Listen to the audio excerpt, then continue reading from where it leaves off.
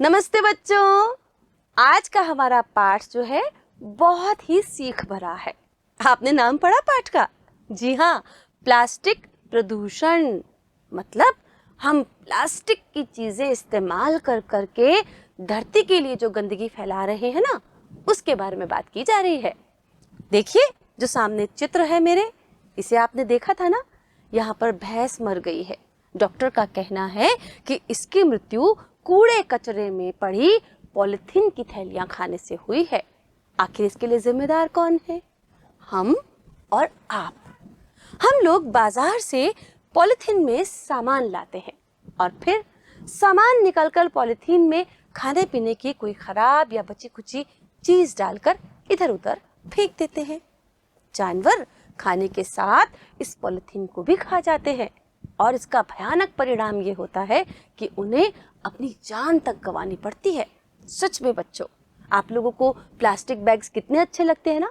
तरह तरह के कलरफुल बैग्स। जब आप मार्केट जाते हैं अपनी मम्मी के साथ तो इतने सुंदर सुंदर बैग्स कैरी करके ले जाते हैं और वहां से ले करके भी आते हैं। पर क्या होता है, कुछ वक्त के बाद हम उन्हें कचरे में डाल देते हैं। पता है आपको उस कचरे का क्या होता है? वो प्लास्टिक का कचरा हमारी धरती को कितना नुकसान पहुंचाता है। देखा आपने कि ये जो जानवर हैं ये भी उस कचरे को खा करके मर गए हैं। पॉलिथीन या प्लास्टिक की सबसे बड़ी कमी यह है कि यह प्राकृतिक रूप से विघटित नहीं होती है। अब विघटित का मतलब क्या है यहाँ पर बच्चों? ये जो शब्द आया है प्राकृतिक रूप से विघटित नहीं होना, मतलब हमारे यहाँ पर जितनी भी चीजें हम यूज करते हैं, कागज, जूट, ऊन, सूती कपड़ा, ये सब चीजें ऐसी हैं कि अगर ये मिट्टी में मिल जाए ना तो ये वापस मिट्टी बन जाती हैं। मतलब ये अपना जो रूप है उसे छोड़ देती हैं, मिट्टी में पानी में प्रभाव में आकर के गल जाती हैं, सड़ जाती हैं और फिर मिट्टी बन जाती है। पर प्लास्टिक हमेशा प्लास्टिक ही रहता है। मिट्टी में दबने के बाद भी इसका स्वरूप खत्म नहीं होता। मतलब नेचुरल रूप से ये कभी भी डिसॉल्व ही नहीं होता, किसी चीज में विघटित नहीं होता, खत्म नहीं होता, बल्कि धरती में एक के बाद एक प्लास्टिक की परतें जमा होती जाती हैं और फिर धरती क्या होती है, सांस भी नहीं ले पाती। धरती के जो कण हैं वो भी खत्म हो जाते हैं।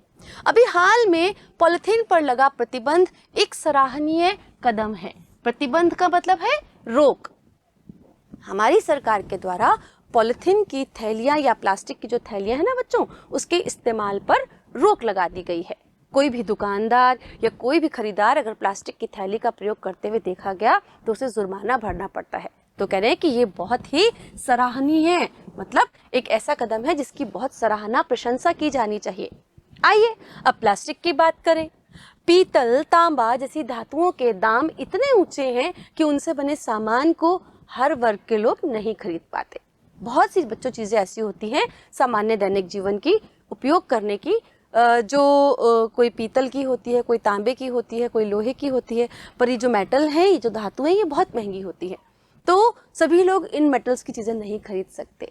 प्लास्टिक से बने सामान जो है अपेक्षाकृत सस्ते होते हैं। अपेक्षाकृत का मतलब है बच्चों यहाँ पर कि उनकी अपेक्षा यानी उन चीजों की तुलना में ये ज्यादा सस्ते होते हैं, इसलिए सभी लोग इसका उपयोग करने लगे हैं। और आज प्लास्टिक से बनी चीजों की गिनती करना तो नामुमकिन है। नामुमकिन का मतलब है मुमकिन ही ना होना, सरल ही ना होना, गिना ही ना जाना। मतलब इतनी ढेरों वस्तुएं बनती हैं प्लास्टिक से कि हम उनकी गिनती भी नहीं कर सकते। ये बात सच है कि प्लास्टिक के प्रचलन से हमारे जीवन में सुगमता आई है। प्लास्टिक का प्रचलन मतलब प्लास्टिक के चलने से, प्लास्टिक हमारे सामने आने से जीवन में सुगमता मतलब सरलता आ गई है। कोई भी चीज हमारे लिए कठिन नहीं रह गई है।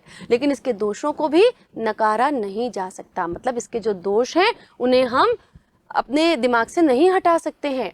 खेतों में मिट्टी के अंदर अगर पॉलिथीन आ जाती है तो बीज का अंकुर ऊपर नहीं निकल पाता। मतलब जैसे हमारे कमरे का दरवाजा जब हम बंद कर देते हैं ना बच्चों, तो उसमें से ना तो हम बाहर जा सकते हैं ना अंदर आ सकते हैं जब हम लॉक कर देते हैं। तो इसी तरह जो पॉलिथीन है वो हमारी मिट्टी की ऊपरी परत को लॉक कर देती है। तो उसके नीचे अगर कोई बीज है उसमें अंकुरण हो ही नहीं पाता। मतलब वो जमीन जो है वो बंजर बन जाती है, उपयोगी रह ही नहीं पाती।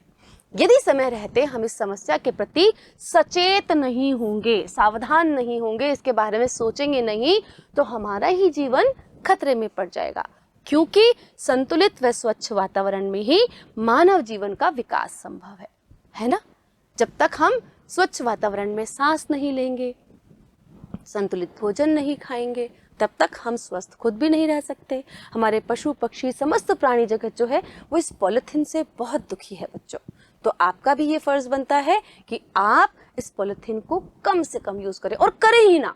अगर आप बाजार जा रहे हैं तो आप अपने घर में बने हुए सूती कपड़े के बैग्स ले जा सकते हैं, और आजकल तो मार्केट में जूट के, सूती कपड़े के, ऊन के इतने सुंदर सुंदर बैग मिलते हैं, उन बैग्स का यूज कीजिए ना। जरूरी नहीं कि हम पॉलिथीन का बैग ही लेकर घर से बाहर जाएं, या हम खाली हाथ बाहर जाएं, क्योंकि खाली हाथ बाहर जाएंगे तो दुकानदार मजबूरी में हमें वो प्लास्टिक बैग देगा ही देगा। तो बच्चों, ये आप पर निर्भर करता है कि आप कैसे अपने पर्यावरण की सुरक्षा में सहायक बनते हैं। इस प्रदूषण को दूर करने के लिए हम लोगों को ही पहल करनी है। जब भी हम कोई सामान खरीदने जाएं तो अपने साथ थैला ले जाना ना भूलें। देखो, मैंने अभी बताया ही है आपको। जरूरत पड़ने पर कागज के थैले थैलियों का उपयोग करें, और यदि कभी पॉलिथीन का प्रयोग करना ही पड़े तो उपयोग के बाद उसको इधर उधर ना फेंकें। अपने स्वयं की सावधानी से ही हम लोग प्लास्टिक प्रदूषण की काली छाया से बच सकते हैं।